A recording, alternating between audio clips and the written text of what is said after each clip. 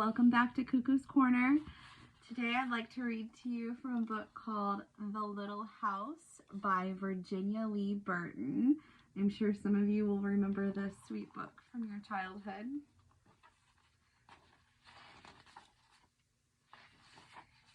Once upon a time, there was a little house way out in the country. She was a pretty little house, and she was strong and well built. The man who built her so well said, "This house shall never be sold for gold or silver, and she will live to see our great-great-grandchildren's great-great-grandchildren living in her." There it is, the pretty little house. The little house was very happy as she sat on the hill and watched the countryside around her. She watched the sun rise in the morning, and she watched the sun set in the evening. Day followed day, each one a little different from the one before, but the little house stayed just the same. Look at that sunrise. And there she is, still on the hill. In the nights, she watched the moon grow from thin new moon to a full moon, then back again to an old thin moon. And when there was no moon, she watched the stars. Way off in the distance, she could see the lights of the city. The little house was curious about the city and wondered what it would be like to live there. There she is, sitting in the dark, thinking about the city.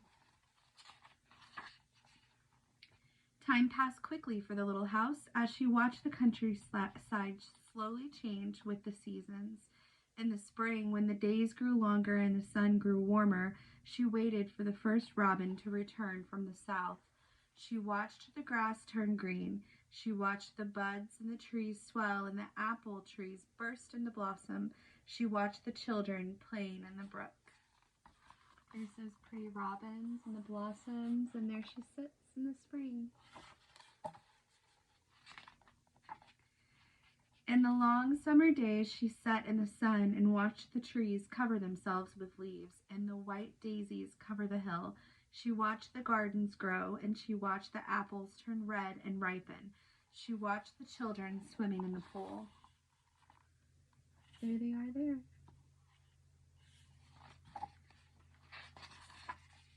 In the fall, when the days grew shorter and the nights colder, she watched the first frost turn the leaves into bright yellow and orange and red. She watched the harvest gathered and the apples picked. She watched the children going back to school. There's the fall season for her.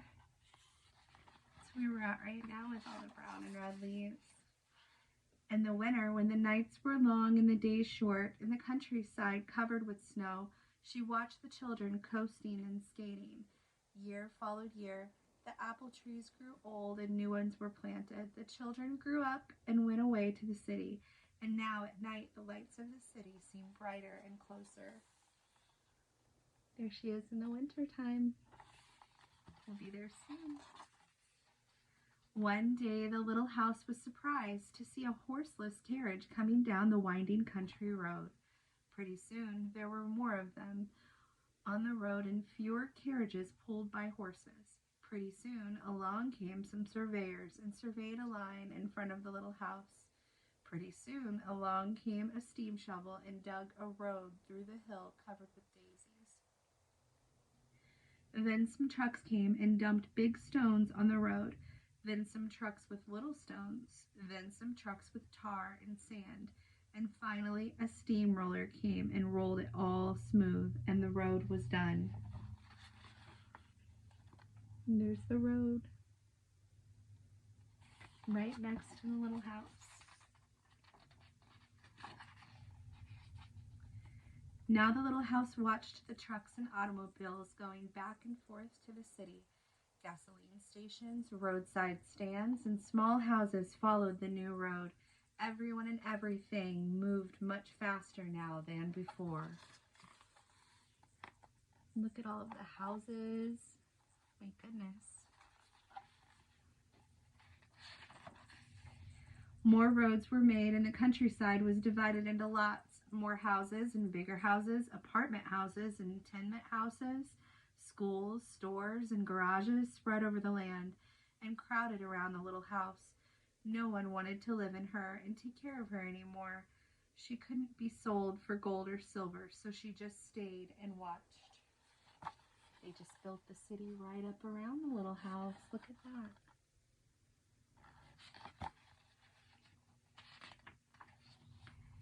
Now it was not so quiet and peaceful at night. Now the lights of the city were bright and very close, and the city light shone all night.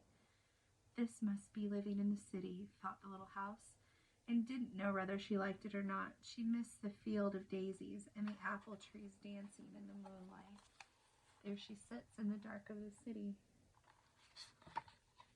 She seems a little sad. Pretty soon there were trolley cars going back and forth in front of the little house.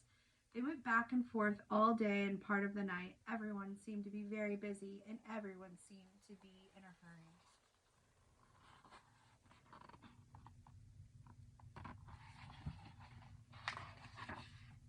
Pretty soon there was an elevated train going back and forth above the little house.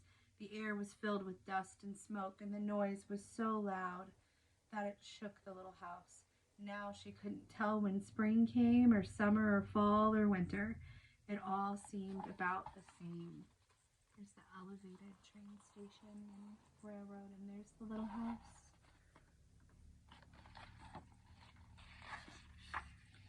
Pretty soon there was a subway going back and forth underneath the little house. She couldn't see it, but she could feel it and hear it. People were moving faster and faster. No one noticed the little house anymore. They hurried by without a glance.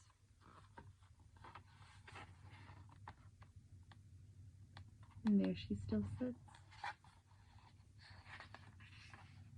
Pretty soon, they tore down the apartment houses and tenement houses around the little house and started digging big cellars, one on each side. The steam shovels dug down 3 stories on one side and 4 stories on the other. Pretty soon, they started building up. They built up 25 stories on one side and 35 stories on the other. There she sits between 2 very tall buildings. Now the little house only saw the sun at noon and didn't see the moon or stars at night at all because the lights of the city were too bright. She didn't like living in the city. At night she used to dream of the country and the fields of daisies and the apple trees dancing in the moonlight. The little house was very sad and lonely. Her paint was cracked and dirty, her windows were broken, and her shutters hung crookedly. She looked shabby, though she was just as good a house as ever underneath. Look how big that city has grown up around her. There's skyscrapers and all kinds of cars and railroads.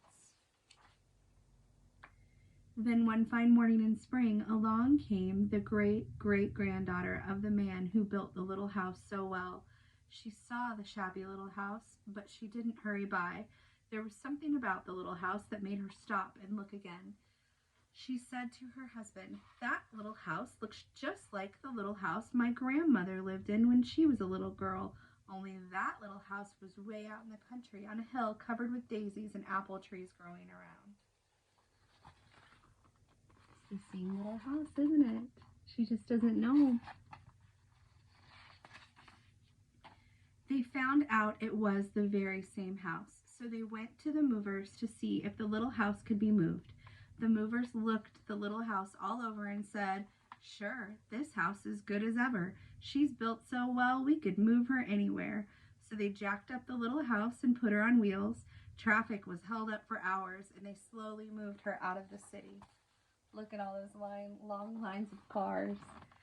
And they've got her on a trailer to get her out of the big city.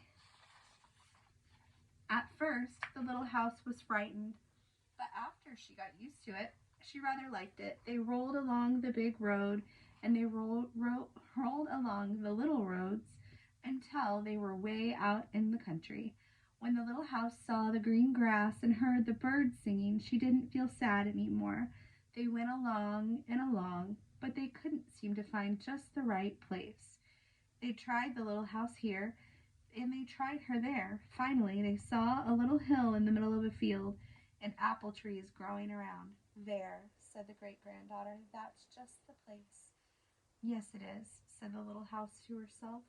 A cellar was dug on top of the hill, and slowly they moved the house from the road to the hill. They are wandering around looking for the right spot. The windows and shutters were fixed, and once again they painted her a lovely shade of pink. As the little house settled down on her new foundation, she smiled happily. Once again she could watch the sun and moon and stars.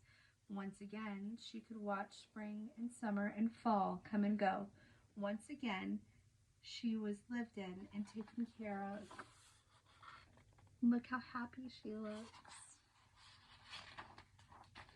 Never again would she be curious about the city. Never again would she want to live there. The stars twinkled above her. The new moon was coming up. It was spring, and all was quiet and peaceful in the country. That's the end. Thanks for joining us. Come back next time.